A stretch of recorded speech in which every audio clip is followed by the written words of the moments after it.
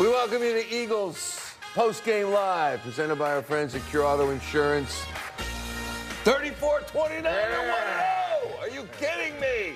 You're up late, you're a diehard, the same as us, and you watch the Eagles win hard. Let me see. Offense, Saquon Barkley, pretty darn good. Pretty darn good. I got him for 109 yards rushing and 132 yards total. Offense have work to do? Yes. Defense have work to do? Yes. But this was a much ballyhooed Green Bay team, and the Eagles took them, bottom line, 34-29. Barrett Brooks, Ron Jaworski, Reuben Frank still at typing. We will go to Brazil. We've got interviews for you, but the analysis starts with Mr. Brooks. Your thoughts, Mr. Brooks? I've never been so happy to be wrong about them coming into this season. Yes, it looked exactly the way I thought it was going to look. A lot of mistakes, a lot of jumping off sides, a lot of penalties. You can tell that the team, as far as the offensive side of the game, was not ready to play up to the standards, they put forth and they said they were going to go into. But I tell you this, they kept on fighting. They kept doing what they needed to do, and they won the game. It just so happened that there was a lot of draft passes by the Packers, and as they went forward, they got together and made this happen. I like the fact that they won this game. And I don't feel like it was last year when they were almost beating teams. No, I think they just went out there, imposed their will, and got the job done. But, Jaws, this would have been a bad loss. And that's how great a win it was. When you think about the flip side of that coin, it would have been bad with all the stuff that went down, but they won. It was a win, Michael. You are correct. You're right. It may have been an ugly win. There's no question about that. There were problems on offense, problems on defense. I mean, there were a lot of mistakes in the game. But I thought they played a physical game, which we talked about in the pregame show. The one thing that I wanted to see from this team that I saw lacking late last year was that physical side. They ran the ball for 144 yards. Saquon Barkley was magnificent in this game. Defense, they were so-so. They had some great plays. I loved Vic's scheme. They designed some things, made some great plays on defense. Saquon. Blankenship interception was phenomenal. Yeah. It was schemed. It was a beautiful. I wish I had a telestrator, draw that thing up. Vic Fangio did. Just on the camera. Yeah, we'll do that. It was great design. Give Reed all the credit in the world. Blankenship, he made the interception, but he got in a position to make a play because of the design of the defense. So I saw a lot of really good things. I mean, it looked like a preseason game to start out. I mean, you look at Jalen, first ball's intercepted. Horrible decision, horrible throw. He had a bunch of those, though. There was a second. Second. It's just bad decision. And then the mistake on the second series where they get a fumble. But other than those two ugly starting plays of the game, I thought they settled in the game and some really good things that we'll talk about throughout the evening. Reuben, you know what they say, winning's the best deodorant. How much cologne was heaped on this thing to make it smell like a rose? Yeah, that's what I was going to say. I was really impressed with this team's resilience, and we saw a team. I think you mentioned the Packers took the lead 4 times in this game, and every time, look, they had the Eagles on the ropes a lot, and they bounced back each time and took command of the game in a way that we didn't see at the end of last year. Last year, December, January, there is no way that team wins this game because they fell apart in the face of adversity.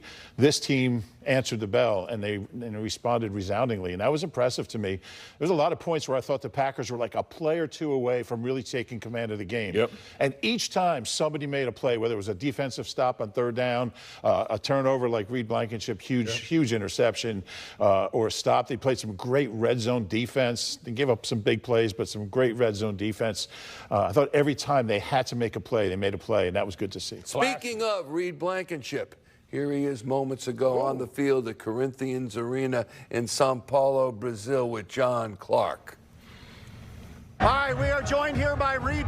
Reed Blankenship, one time's enough. You went to Brazil, you saw Brazil, you slipped and slid all over the field. Stop. That's all. You had to mention that, didn't you? Well, I'll tell you. You're lucky no one got really hurt. Week 6 against the Browns will now be played in thanks to Reed. So when you look at both sides of the ball and you start with the offense and you look at what befell them initially, and right off the bat, there's a Jalen Hurts interception. They overcome that, though. What did you think of Hurts' play? I wasn't impressed with Hurts the way he played. To start the game off, and kind of sort of towards the end also. I mean, he's got to make better decisions.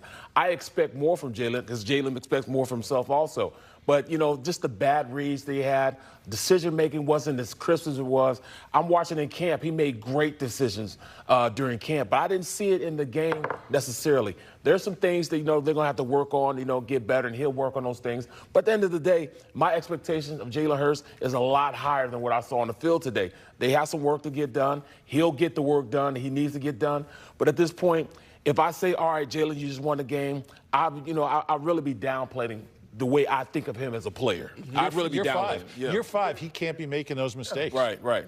He almost made a mistake at the end of the game when he threw that ball in the flat that should have been picked up to go the other way. Yes. We would have been behind late in that game. I don't know if you saw the corner. Fumbled on the goal line. Right. A couple of decisions he made were not the right decision. So, I was concerned about those reads. And I thought he played a little fast again. He was leaving the pocket. The offensive line, I thought, was sensational. Yes, they were.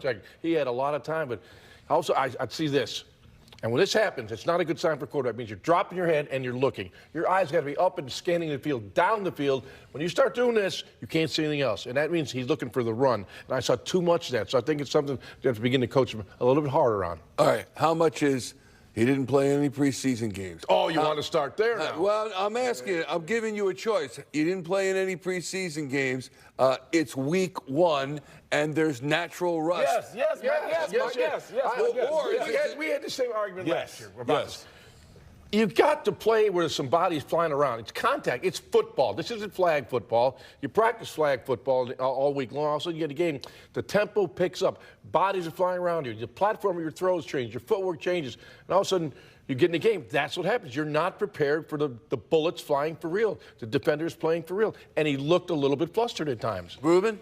Yeah, I don't disagree with any of that, but what do you get in exchange for that? You know he's going to be healthy coming into week 1, and that's what Nick. That's how he looks at it. He's like, well, I disagree he with might him. be. I know you do, and I don't totally agree. agree either. But he's always going to be this way. He's not going to play him because, he's 4-0 in the openers. The New England game was just as ugly last year as this one was. But they're winning those games. Jalen's healthy coming into week 1, and that's what Nick's going to do. That's just the way he's going to do it. Well, he got hit an awful lot today. He got drilled. I thought he really got beaten up, and that might have been the difference. You play in the preseason, sure, you take your chances, but if you get through the preseason, maybe you're a little better prepared. Pat Mahomes played in the preseason, and they ended up winning Many of the starters played. I'm not saying you play a full game, Ruben. I think I don't want to be misunderstood on that. You need a series, 2 series. Get some live action. Get the feel of the real NFL game, not a preseason. Here's the other thing. Take that damn red jersey off. I don't think playing a series or 2 is going to make in the second preseason game, 3 weeks before the opener, is going to make a huge difference. It absolutely does. Because what about let me tell you why it does. Let me tell you why it does. You never play him in the third. Let me tell you why it does. As a player, you go out there and you get live bullets out there. Jalen Hurts did not have a red jersey on. The Green Bay Packers were trying to take his head off. You don't get that when you have a red jersey on. He's played a ton of football in his life. I played a ton of football in my life. Doesn't mean that I play better if I don't have the reps that going into the game. You just play better when you've had those reps throughout the game. All right, how about this, though? He had 13 carries for 33 yards, 2.5 yards per carry. I remember that when that was 6, 7, 9 yards per carry. It's the effect of him taking the ball and running it for whatever reason is not what it was, at least not tonight. Those are the rushes. Yeah, those are the rushes. There was a couple sacks, so now you're talking at 15. Now, how many times did he get hit after he threw the ball? A ton. A lot he got hit in this game. And it messes up your timing in your head. If you don't have the time, offensive line needs to know where you're going to be at. You don't get that timing with them, how they're blocking for you, your reaction on how you need to be in the pocket, where you need to step up in. All that timing is off when you don't play in the game. But, it was also off at the end of last year. And he played all year. I think that's an oversimplification. Do you think he's as off now as he was at the end of last year? Oversimplification is the reason that they think that they can go out and do that, though. His decision-making tonight was not good as far as throwing and running. Yeah. He made some nice throws. He made some nice plays in the middle of the game. He made some great plays. But his judgment not good, and it wasn't good at the end of last year. I'm not going to say it was as bad, but look, what's the excuse at the end of last year? He played 16 games, 15 games. I just want to point out one more time that they won the game. They did win the game. 34-29. I got a quarterback comparison. He's got to be better. We've got to go to, presented by our friends at Team Toyota. And we're looking at Jalen Hurts and Jordan Love. And Jordan Love, we hope he's okay. He got injured at the end of the game, was helped off the field with 5 seconds left. And there's Jalen Hurts, 20 of 34, 278, 2 touchdowns, 2 interceptions. Both seemed to be unnecessary. An 80 rating. At one point, before he threw the second interception, it was 103, and then it dipped to the 80, where you see now 33 rushing yards on 13 attempts, and there are Jordan Love's numbers. So he did, however, slightly outperform this vaunted Jordan Love, who almost had the Packers in the NFC Championship.